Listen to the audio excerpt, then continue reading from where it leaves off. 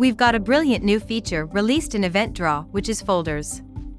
This feature allows you to better organize your floor plans and saved layouts.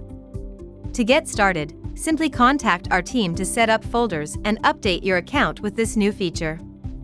To use this feature, click on Templates to view existing folders.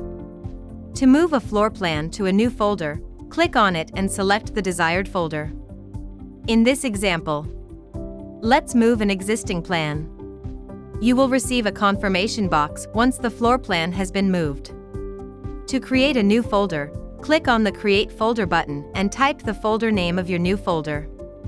Hit Create and wait for the confirmation. You can also create subfolders within existing folders. They will default to the folder category you are currently in. To rename or delete a folder, click on the three dots next to the folder name.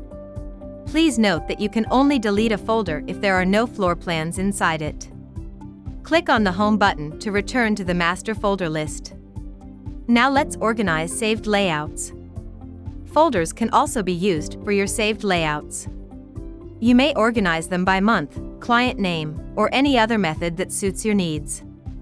To summarize, the new Folders feature in EventDraw provides greater flexibility and organization for your floor plans and saved layouts. To start using folders, simply contact our team for assistance.